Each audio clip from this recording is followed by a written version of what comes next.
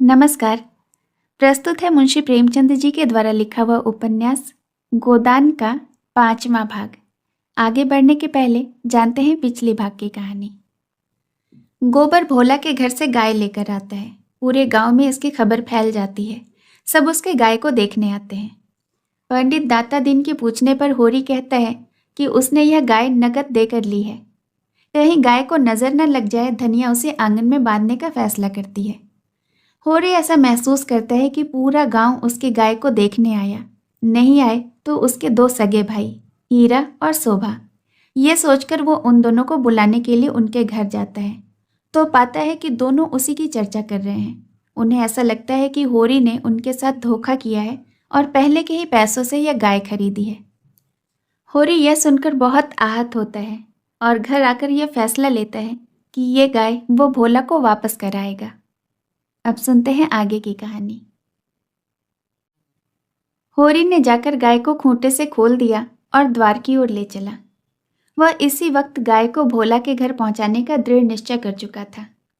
इतना बड़ा कलंक सिर पर लेकर वह अब गाय को घर में नहीं रख सकता, किसी तरह नहीं। धनिया ने पूछा, कहाँ लिए जाते हो रात को? होरी ने एक पग बढ़ाकर कहा, ले जाता हूं भोला के घर, लौटा दूंगा। धनिया को विस्मय हुआ, उठकर सामने आ गई और बोली, लौटा क्यों दोगे? लौटाने को ही लाए थे। हाँ, इसे लौटा देने में ही कुशल है। क्यों, बात क्या है? इतने अरमान से लाए और अब लौटाने जा रहे हो? क्या भोला रुपए मांगते हैं? नहीं, भोला यहां कब आया? तो फिर क्या बात हुई? क्या करोगी पूछकर? धनिया ने लपक कर पगैया उसके हाथ से छीन ली।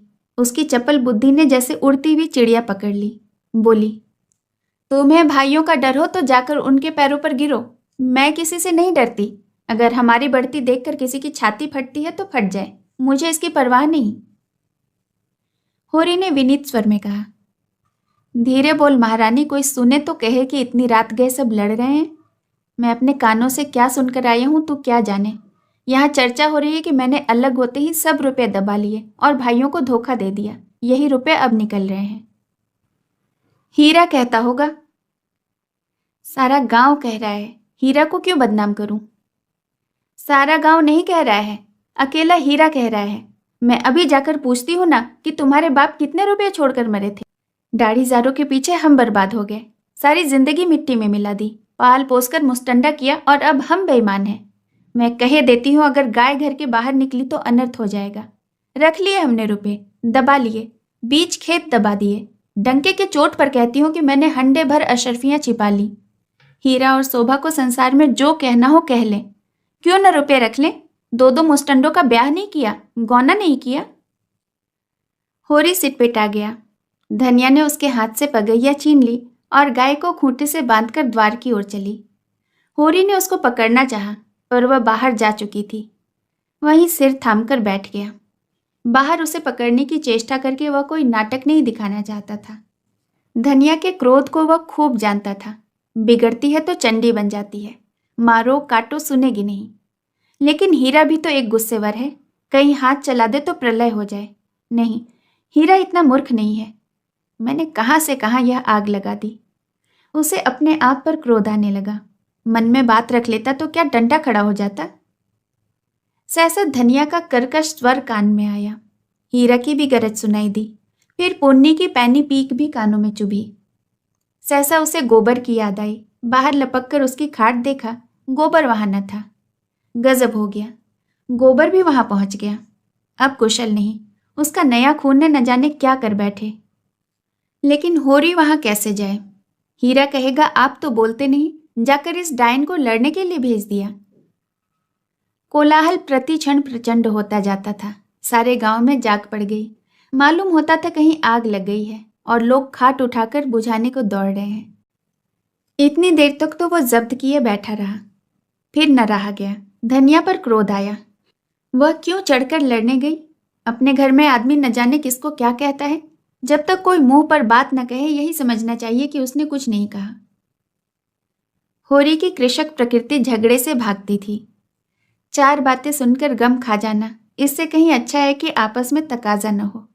कहीं मारपीट हो जाए तो थाना पुलिस हो, बंधे बंधे फिरो, सबकी चिरौरी करो, अदालत में धूल फांको, खेती बाड़ी जहन्नुम में मिल जाए।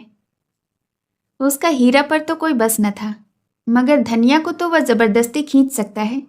बहुत होगा, गालियां देगी, 1-2 दिन रूठी रहेगी, थाना पुलिस की नौबत तो न आएगी। वह जाकर हीरा के द्वार पर सबसे दूर दीवार की आड़ में खड़ा हो गया। एक सेनापति की भांति मैदान में आने से पहले परिस्थिति को अच्छी तरह वह समझ लेना चाहता था। अगर अपनी जीत हो रही है तो बोलने की कोई जरूरत नहीं, हार हो रही है तो तुरंत कूद पड़े। देखा तो वहां 50 आदमी जमा हो गए हैं। पंडित दाता दीन, लाला पट्टेश्वरी, दोनों ठाकुर जो गांव के कर्ता धर्ता थे, सभी पहुंचे हुए हैं। धनिया का पल्ला हल्का हो रहा था। उसकी उग्रता जनमत को उसके विरुद्ध किए देती थी। वह रणनीति में कुशल न थी, क्रोध में ऐसी जलीकटी सुना रही थी कि लोगों की सहानुभूति उससे दूर होती जाती थी।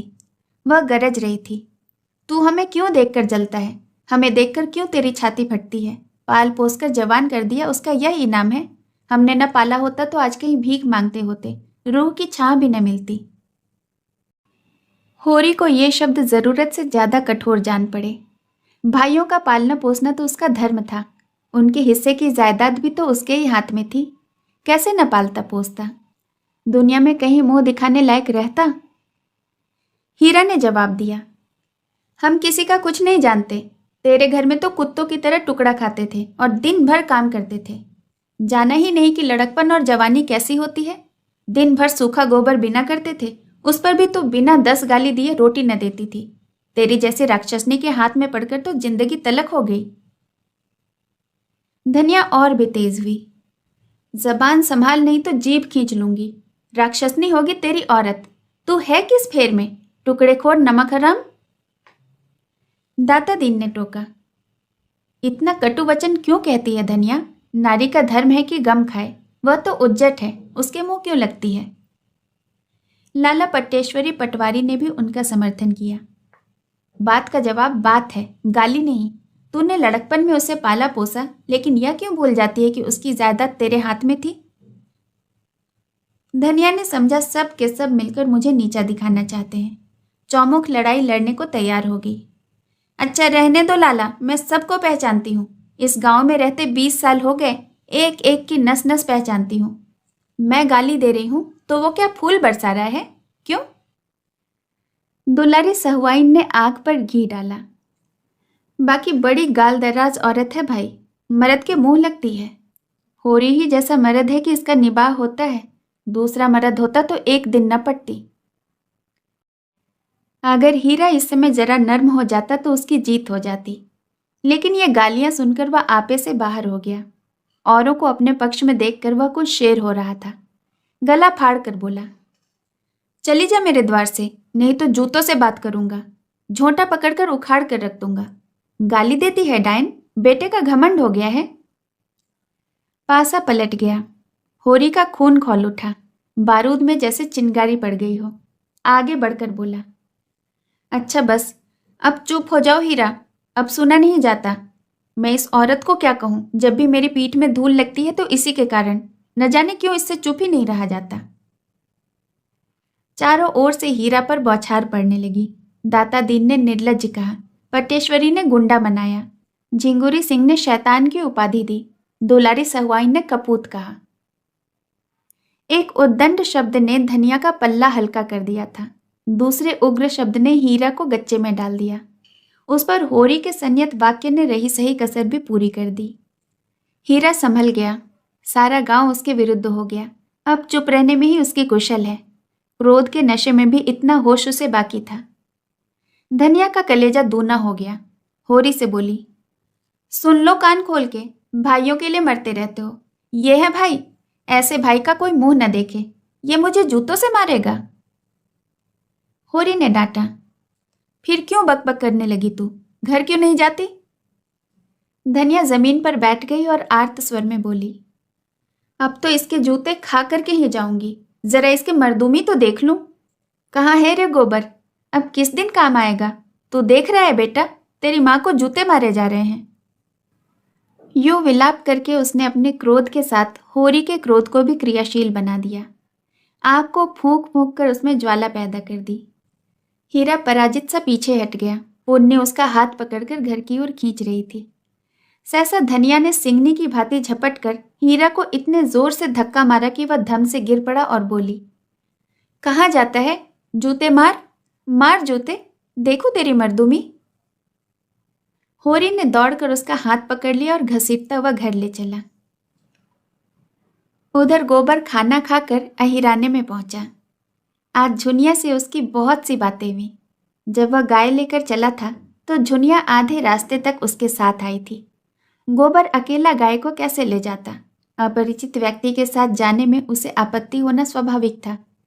कुछ दूर चलने के बाद झुनिया ने गोबर को मर्म भरी आंखों से देखकर कहा, अब तुम काहे को यहाँ कभी आओगे? एक दिन पहले तक गोबर कुमार था। गांव में जितनी युवतियां थीं वह या तो उसकी बहनें थीं या भाभियां। बहनों से तो कोई छेड़छाड़ हो ही क्या सकती थी। भाभियां अलबत्ता कभी कभी उससे ठठोली किया करती थीं, लेकिन वह केवल सरल विनोद होता था।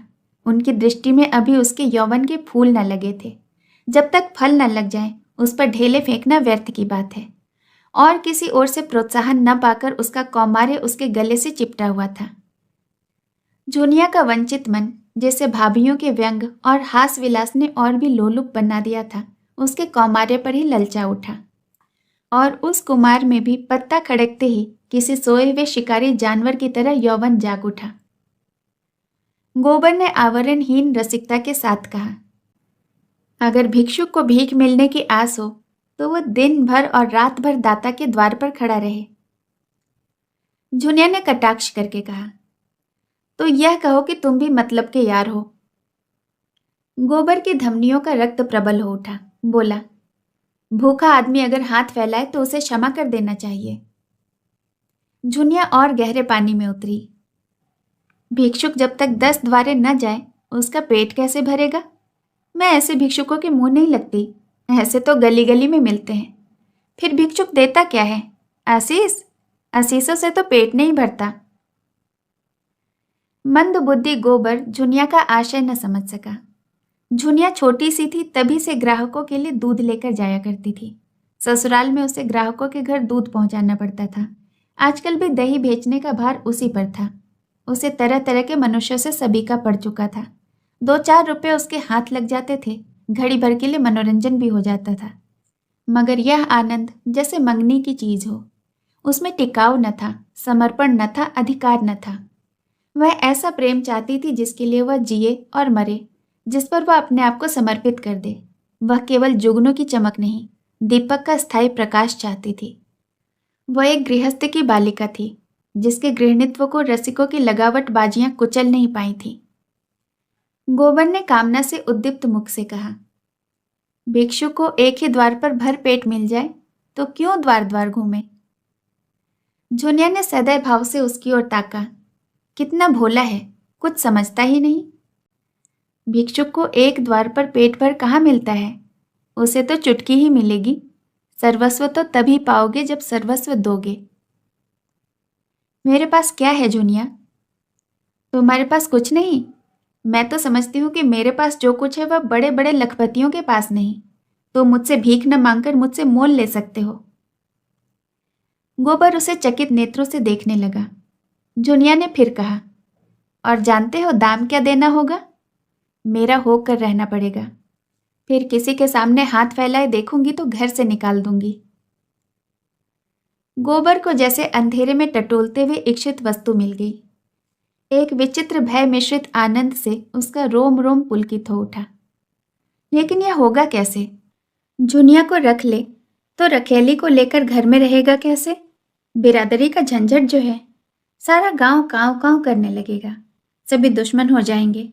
अम्मा तो इसे घर में घुसने भी न देगी। लेकिन जब स्त्री होकर यह नहीं डरती तो पुरुष होकर वह क्यों डरे? बहुत होगा, लोगों से अलग कर देंगे। वह अलग ही रहेगा। झुनिया जैसी औरत गांव में दूसरी कौन है? कितनी समझदारी की बातें करती है। क्या नहीं जानती कि मैं उसके जोग नहीं हूं? फिर भी मुझसे प्रेम करती है, मेरे होने को राजी है। गांव वाले निकाल देंगे तो क्या हुआ? संसार में दूसरा गांव नहीं है। और गांव क्यों छोड़े? माता दीन ने चमारिन बैठा ली तो किसी ने क्या कर लिया? दाता दीन दांत किटकिटा कर रह गए। माता दीन ने मगर इतना जरूर किया कि अपना धर्म बचा लिया। अब भी बिना स्नान पूजा किए मुंह में पानी नहीं डालते। दोनों जून अपना भोजन आप पकाते हैं, और अब तो अलग भोजन भी नहीं पकाते, दाता दीन के साथ ही बैठकर खाते हैं। झिंगुरी सिंह ने ब्राह्मणी रख ली, उनका किसी ने क्या कर लिया? उनका जितना आदर तब था उतना ही मान अब भी है, बल्कि और भी बढ़ गया है।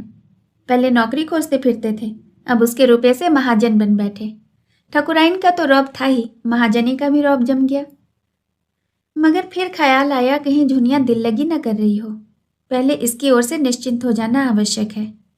उसने पूछा, मन से कहती हो जूना कि खाली लालच दे रही हो? मैं तो तुम्हारा हो चुका, लेकिन तुम भी मेरी हो जाओगी। तुम मेरे हो चुके? कैसे जानूं?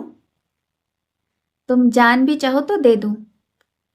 जान देने का अर्थ भी समझते हो? तुम ही समझा दो ना।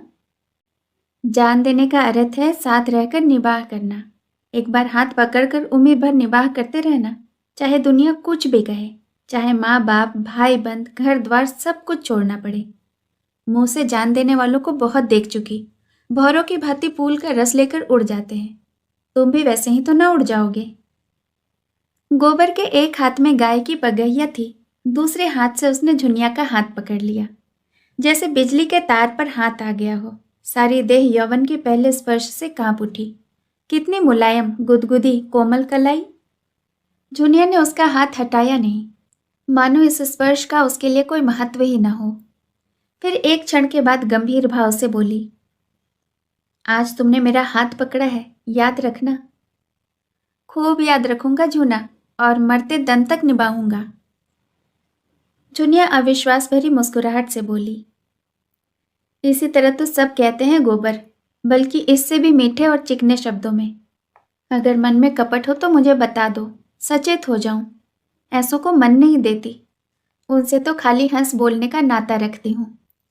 बरसों से दूध लेकर बाजार जाती हूँ, एक से एक बाबू महाजन ठाकुर वकील अमले अफसर अपना रसियापन दिखाकर मुझे फंसा लेना चाहते हैं। कोई छाती पर हाथ रखकर कहता है, झुनिया तरसा मत। कोई मुझे रसीली नसीली चितवन से घूरता है, मानो मारे प्रेम के बेहोश हो गया है। कोई रुपया दिखाता है, कोई गहने। सब मेरी गुलामी करने को तैयार रहते हैं, उम्र भर, बल्कि उस जन्म में भी। लेकिन मैं सबों का नस पहचानती हूँ, सब के सब भौरे का रस लेकर उड़ जाने वाले। मैं भी उन्हें ललचाती हूँ, तिरछी नजरों से देखती हूँ और मुस्कुराती हूँ। वह मुझे गधी बनाते हैं, मैं उन्हें उल्लू बनाती हूँ। मैं मर जाऊं तो उनकी आंखों में आंसू न आए, और अगर वह मर जाए तो मैं कहूंगी कि अच्छा हुआ निगोड़ा मर गया। मैं तो जिसकी हो जाऊंगी उसके जन्म भर के लिए हो जाऊंगी, सुख में दुख में संतप्त में विपत्त में उसके साथ ही रहूंगी। हरजाई नहीं हूं कि सबसे हंसती बोलती फिरूं, न रुपये की भूखी हूं, न गहने की न कपड़े की।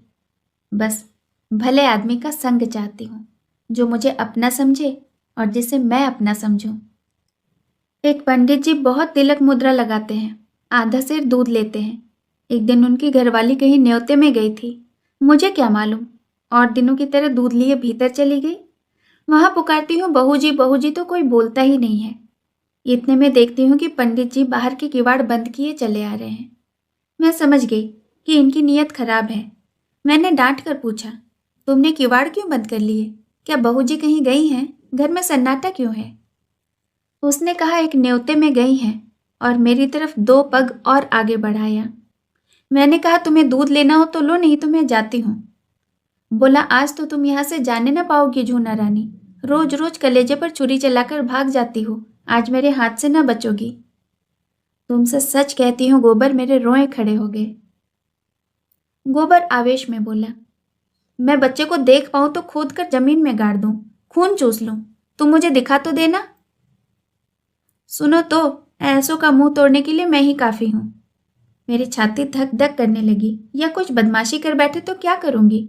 कोई चिल्लाए भी तो सुनेगा नहीं। लेकिन मन में मैंने निश्चय कर लिया था कि मेरी देह छुई तो दूध की भरी हांडी उसके मुंह पर पटक दूंगी। बला से 4-5 सेर दूध जाएगा, बच्चे को याद तो हो जाएगी।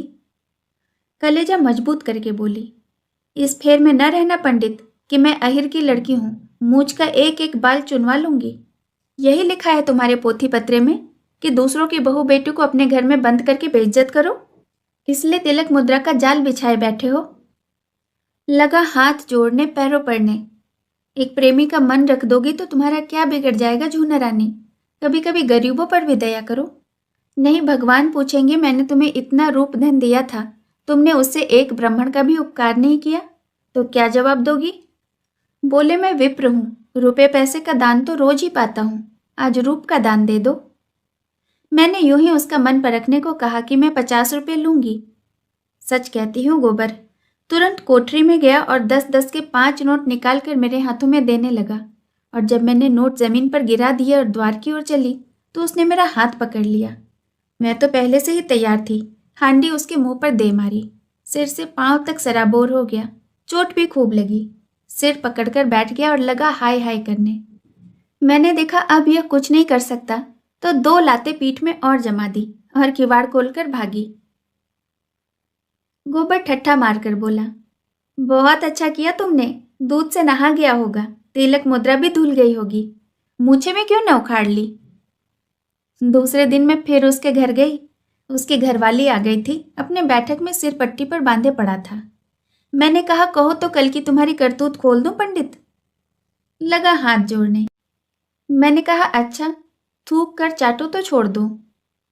सिर जमीन पर रगड़कर कहने लगा, अब मेरी इज्जत तुम्हारे हाथों है झूना, यही समझ लो कि पंडिताइन मुझे जीता न छोड़ेगी। मुझे भी उस पर दया आ गई। गोबर को उसकी दया बुरी लगी। यह तुमने क्या किया, उसकी औरत से जाकर कह क्यों नहीं दिया, जूतों से पीटती। ऐसे पाखंडियों पर दया न करनी चाहिए। तो मुझे कल उसकी सूरत दिखा दो, फिर देखना मैं इसकी कैसी मरम्मत करता हूं। जुनिया ने उसके अर्धविकसित यौवन को देखकर कहा, तुम उससे न पाने पाओगे, खासा देव है, मुफ्त का माल उड़ाता है कि नहीं।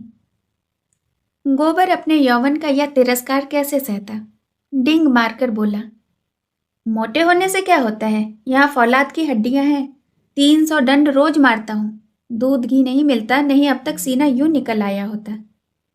यह कहकर उसने छाती फैलाकर दिखाई। जुनिया ने आश्वस्त आंखों से देखा, अच्छा कभी दिखा दूंगी, लेकिन यहाँ तो सभी एक से एक हैं, तुम किस किस की मरम्मत करते रहोगे। न जाने मर्दों की क्या आदत है कि जहाँ कोई जवान सुंदर देखी बस लगे घूरने और छाती पीटने, और ये जो बड़े आदमी कहलाते हैं ना, ये तो निरे लंपट हैं। फिर मैं भी तो कोई सुंदरी नहीं हूं। गोबर ने आपत्ति की, तुम्हें देखकर तो यही जी चाहता है कि कलेजे में बिठा ले। जुनिया ने उसकी पीठ पर हल्का सा घूंसा जमाया। लगे औरों की तरह तुम भी चापलूसी करने। मैं जैसी कुछ हूं वह मैं जानती हूं, मगर इन लोगों को तो जवान मिल जाए घड़ी भर बहलाने के लिए और क्या चाहिए। गुण तो आदमी उसमें देखता है जिसके साथ जन्म भर निबाह करना हो। सुनती भी हूं और देखती भी हूं। आजकल बड़े घरों की विचित्र लीला है। जिस मोहल्ले में मेरे ससुराल है उसी में गपड़ू गपड़ू नाम के कश्मीरी रहते थे। बड़े भारी आदमी थे। उनके यहाँ 5 सेर दूध लगता था। उनकी 3 लड़कियां थीं, कोई 20-20, 25-25 की होंगी। एक से एक सुंदर। तीनों बड़े कॉलेज में पढ़ने जाती थी। एक शायद कॉलेज में पढ़ाती भी थी। 300 रुपये महीना पाती थी। सितार सब बजावें, हारमोनियम सब बजावें, वह नाचे गावे, लेकिन ब्याह कोई न करती। राम जाने वह किसी मर्द को पसंद करती थी या मर्द ही उन्हें पसंद नहीं करता था। एक बार मैंने बड़ी बीबी से पूछा था तो हंसकर बोली, हम लोग यह रोग नहीं पालते, मगर भीतर ही भीतर खूब गुलछर्रे उड़ाती थी। जब देखो 2-4 लौंडे उनको घेरे हुए रहते थे। जो सबसे बड़ी थी वह तो कोट पतलून पहनकर घोड़े पर सवार होकर मर्दों के साथ सैर करने जाती थी। सारे शहर में उनकी लीला मशहूर थी। गपड़ू बाबू सिर नीचा किए जैसे मुंह में कालिक से लगाए रहते थे। लड़कियों को डांटते थे, समझाते थे, पर सब की सब खुल्लम खुल्ला कहती थीं, तुमको हमारे बीच में बोलने का कुछ मजाल नहीं। हम अपने मन की रानी हैं, हमारी जो इच्छा होगी वह हम करेंगे। बेचारा बाप जवान जवान लड़कियों से क्या बोले। मरने बांधने से रहा, डांटने डपटने से रहा, लेकिन भाई बड़े आदमियों की बातें कौन चलाए। वह जो करे सब ठीक है। उन्हें तो बिरादरी और पंचायत का भी डर नहीं। मेरी समझ में तो यही नहीं आता कि किसी का रोज रोज मन कैसे बदल जाता है, क्या आदमी गाय बकरी से भी गया बीता हो गया?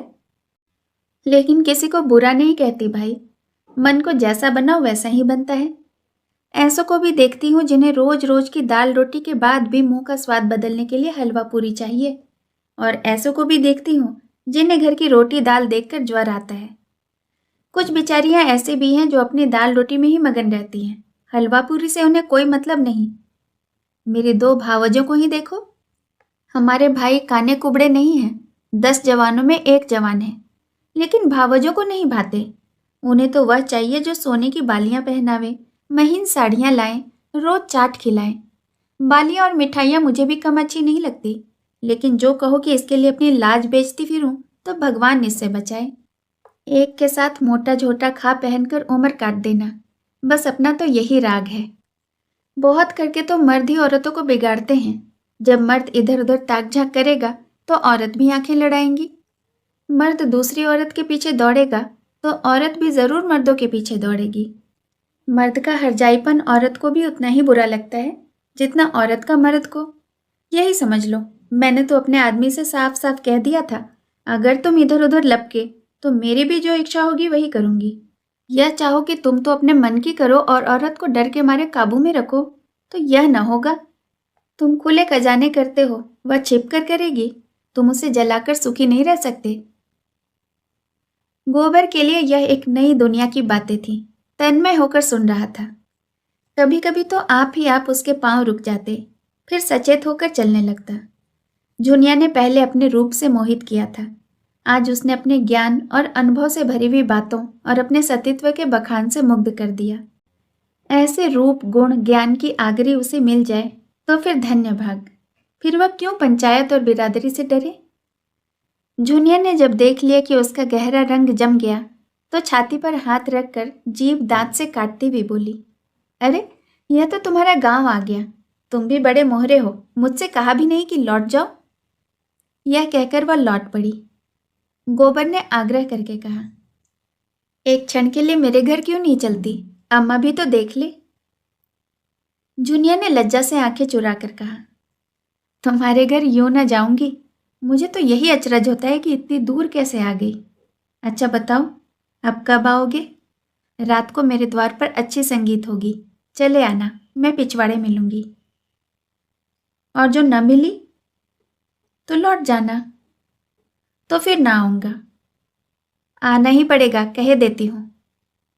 तुम भी वचन दो कि मिलोगी। मैं वचन नहीं देती। तो फिर मैं भी नहीं आता, मेरी बला से। झुनिया अंगूठा दिखाकर चल दी। प्रथम मिलन में ही दोनों एक दूसरे पर अपना अपना अधिकार जमा चुके थे। झुनिया जानती थी वह आएगा, कैसे ना आएगा। गोबर जानता था वह मिलेगी, कैसे न मिलेगी। गोबर जब अकेला गाय को हाँकता हुआ चला तो ऐसा लगता था मानो स्वर्ग से गिर पड़ा हो। शेष कहानी अगले भाग में। कहानी सुनने के लिए बहुत बहुत